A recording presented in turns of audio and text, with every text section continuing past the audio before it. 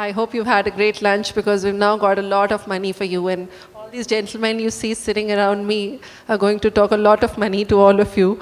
And probably which could do a lot of change in your education system in terms of really bringing the right change that is required for growth. I guess since the morning, if you see, the whole focus has been that how do you really get your educational institution or your existing educational organization to grow or to become bigger than what it is currently. And so these are the guys who are actually going to make it possible. So, you really got to ask them a lot of questions to get the right information or the information you're looking at. So Sanjay, I'm going to start with you on this note. Incidentally, all of us out here in the room would really like that we get the first round of funding to actually start our business or get it going. So what is the business model that you would typically look at when you're actually looking at a company or want to make an investment in it? What is the right business model according to you when you actually go out and fund a company? Thanks, Ritu. Good evening, good afternoon, ladies and gentlemen. My generic answer to you is, of course, any business model which makes money, which has a profitability and which has growth. That's a generic answer. But if you really look at this and break it up into little more, specifics, we would break up this entire sector into into 4 baskets or 3 baskets. One being the core education, which is your schools and colleges and the likes, which is a core business, core education part of the business. That has a certain economics, a certain time period, a certain payback, a certain return.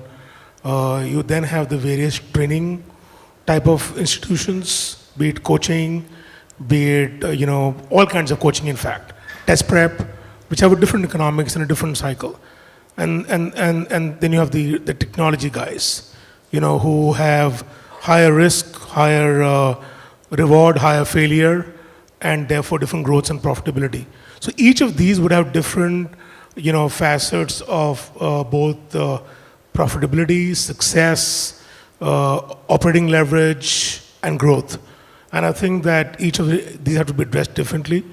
Obviously, I'm a great fan of the tech side, although I would say that there are fewer success stories so far in India, hopefully many more in the future.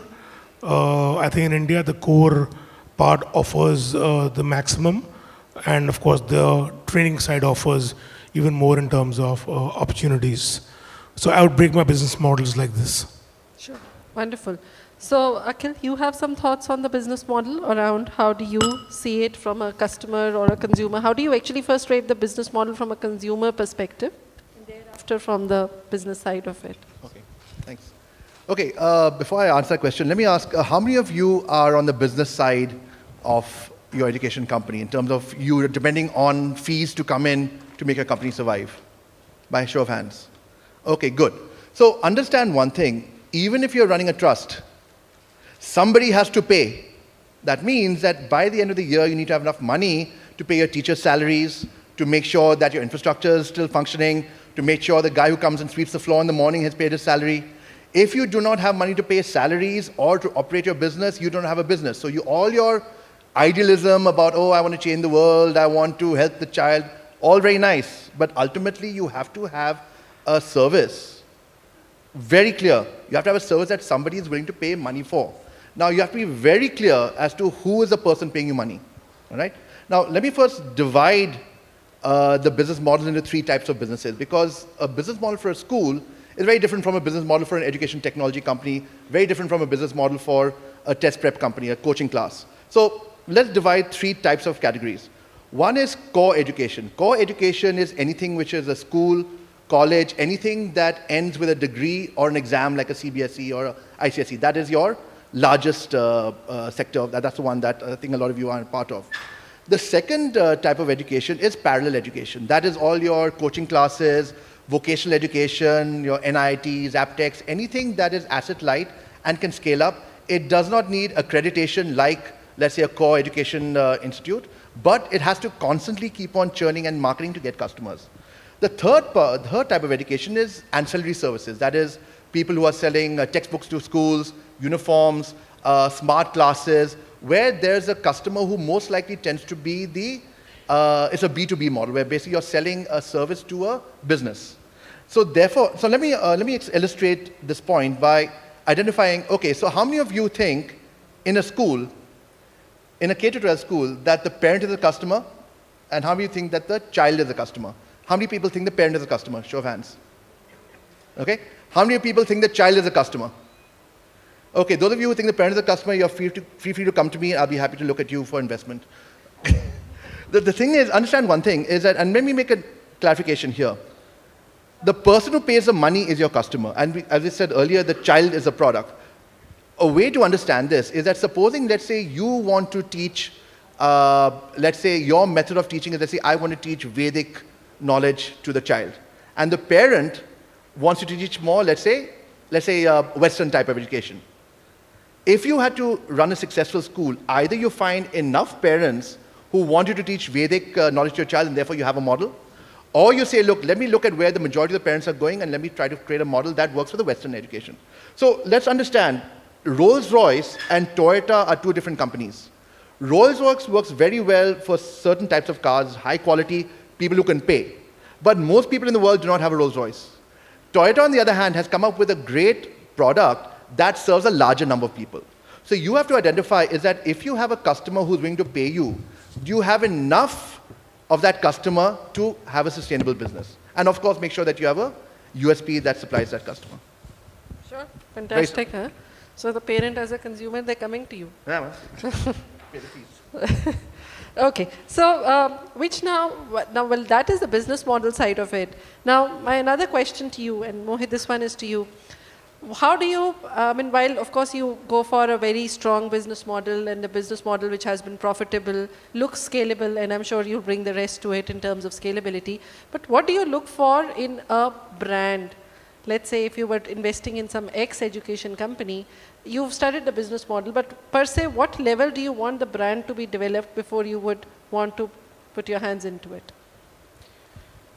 So, just to explain that, let's look at the overall sector. A lot of people say it's $70 billion, $80 billion, $90 billion, anybody's guess. The issue is, if you look at top 5 companies in India, the overall revenue of these 5 companies doesn't exceed 1 billion, more or less. So I think the issue with the sector is the entrepreneur the brand, or is the franchise potentially a brand? I mean, is it going to be just one school in a particular geography which is really doing well, and hence the hope is that the franchising will also lead to a similar brand identity? I don't think so. That's happening often in the education space. So I think replicability, that is one, which is obvious, but more importantly with unit profitability. Right. Now, simply put, can you replicate a brand without having, let's say, the brand reflecting the entrepreneur as such, and with a unit profitability? Because as soon as you can do that, you can just behave like FMCG and banks. Just think about it. I mean, just to quote an example, I went for rafting to Devprayag. There was a grocery shop where I could get every brand, right from Pepsi to Haldiram, to think of any brand. But I could just find SBI. Right. So, I couldn't find other banks. Now, education is far worse. Most companies are single product companies. Now, is it because the entrepreneur understood that fairly well, and because entry barriers are far lower, let's say outside of schooling, and hence it was easy to scale it to a level, and Sure. that's where it becomes or reaches the saturation point.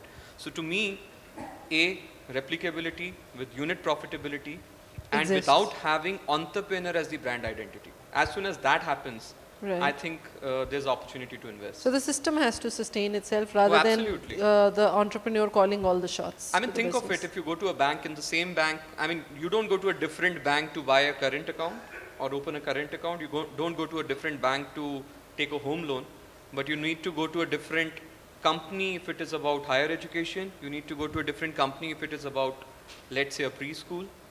You need to go to a different company if it is, let's say, about banking, right? So, I mean, that's something I've only seen in education. Right. You go to a mall, you go to a retail chain, let's say Big Bazaar, you'll find every brand. You go to a neighborhood grocery shop, you'll find every brand. Right. But that's not true for education yet. Yes, that's certainly there. I guess the whole the notions which are within inbuilt, and of course the customer longevity is far more. When you go to a retail store, you spend probably a couple of hours. You don't spend 12 years at, there. So the whole longevity of the customer puts a very different perspective to the education as a brand. Yeah, we'll be coming to you, Mr. Khanna. So you want to add something there? The only point I want to make is that brand is very, very important, whether you're seeking investment or not. Even if you're a single location education entity, I think the moment you forget that this is a brand, it demonstrates certain character, certain trust, certain customer needs, then only you create a great institution. I mean, take the example of the US Ivy League schools. There were single location education institutions. Take IIM Ahmedabad, like we were speaking some time back amongst ourselves. Single location, but it's a brand in itself. So I think brand is per se very important. And anybody in this room who forgets that, as an educationist or as a educational entrepreneur, actually is doing grave disservice to his own business. Sure. So very clearly his message is that you have to work on the brand. Even if you have a great education institute, the brand power has to be very, very large, and you have to build it. Okay, so which brings me to the other side. While we just spoken to the investors, now we'll speak to people who have, Amit's already got investment in his organization. I'm not sure about you, Chandrasekhar, so you'll have to tell me whether you've done any investment raising from banks or from PEs in the past. But my question to you is that now as an educational institute, and you have a substantial number of institutions yourself, what would you like your investor to bring to the table? You're already a great brand. You've already built a fair number of on the ground. You have quite a few schools running. So what would you really want from him apart from the money to come to you? Okay. First things before I get on to that, first thing let me clarify is I agree completely with Mohit when you say that you need to give that leverage to the investor. As a brand or an organization, you cannot just go to him saying that, okay, I am a school, so come invest. You have to give him that leverage. And what I mean by leverage is, like for example, in my case, we are a group of institutions who are often referred as an educational supermarket. Now we have a kindergarten, we have a K-12 chain of schools in that different categories of schools, then we have undergraduate colleges, postgraduate colleges, and all the courses except for medical sciences. I mean, apart from medical, we have everything. Name it fashion technology to vocational studies to fire management and disaster mitigation. We offer all those programs. Now that becomes a big leverage point for an investor to look at me, number Sure. one. Yeah. Now, after having a set of investors looking at me, I as an institution would like to engage with them at 3 levels. First, definitely is the economic level, where I need some kind of funding and that comes to me in a mutually comfortable manner.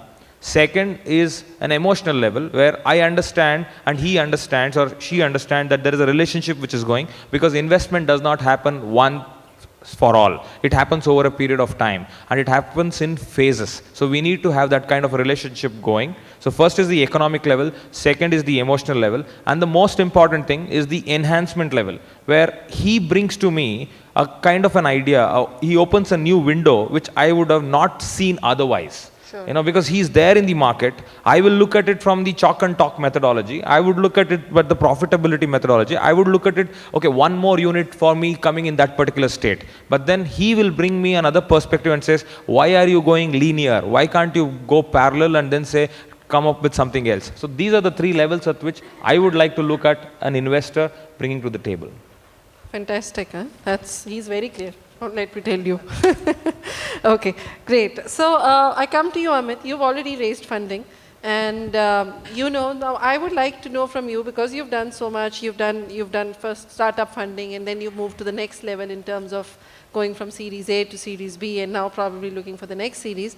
What has your mind been? What were at every stage you looking at? On the first stage, how prepared were you to raise funding, and what did you learn from it? And at the second stage, how prepared were you to raise that funding, and what did you do with it?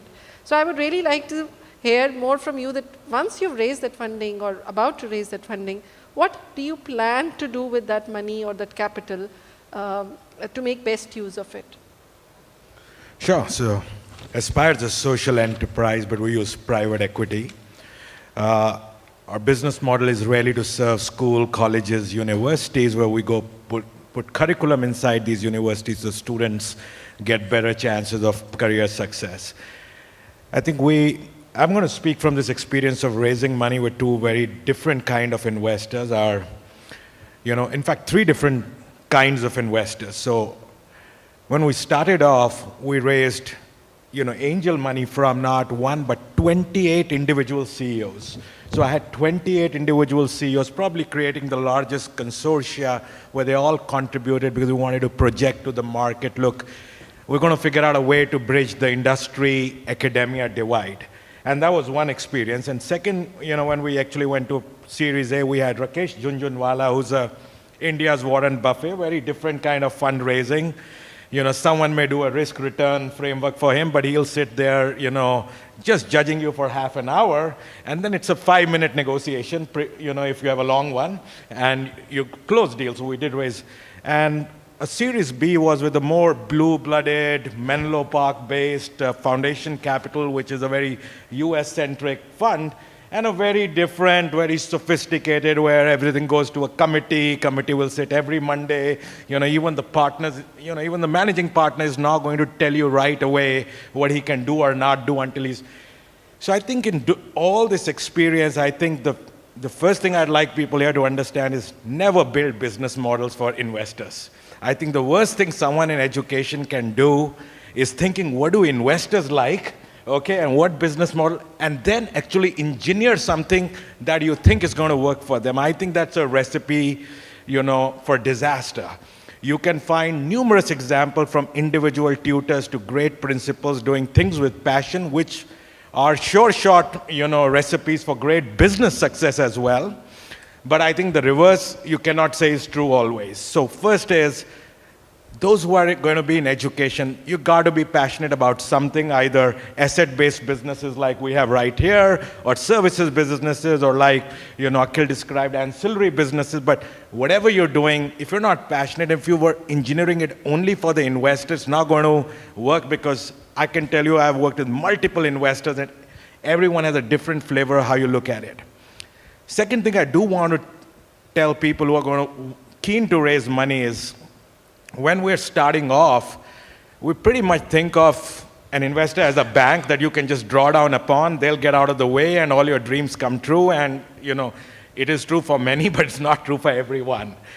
Be rest assured, this is a contract marriage. Okay, so while it lasts, it is a marriage, but it's a fixed time period contract marriage, and you're not alone. And therefore, someone might even have a full veto on everything you do. And often entrepreneurs are not ready for that.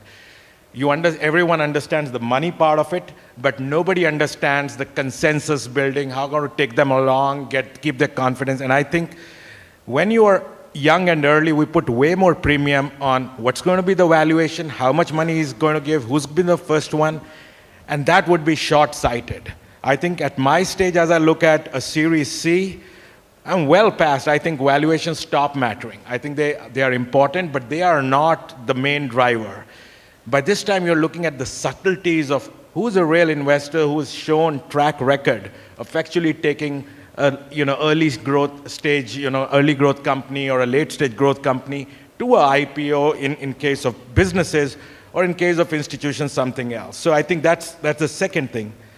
I was listening to the earlier panel as well, this whole debate, who's the customer, who's the consumer? I think when Akhil asked the question, I think the fact that people see it differently is good, not bad. The fact that some people here say the student is everything, for the education initiative, there's nothing wrong. And I think they're almost finishing with this note of discord. I think, given this is a social sector, there'll always be both difference in vocabulary, difference in how we see the space, whether we call it a not-for-profit initiative, which has always got to be a labor of love, or whether it's a real business and we only use business. So I think both will coexist. I think how we segregate ownership versus operations is key. And if the owner is thinking of it purely in business, then perfect, that's his fiduciary responsibility. But if the principal also becomes a business person, okay, and stops looking at student being everything or the director, then you got a problem on hand. So I think how you tread both these worlds are important, but I think by the time you're growing up and your initiative is growing up, your demands of the VC must change, and including at the round one when you're knocking a door, don't think of a VC as a bank loan, because you're really getting into bed with someone, and you got to make sure that both sides are happy. Otherwise, it's not going to be a happy ending. So I'm going to stop there for now and pass it back.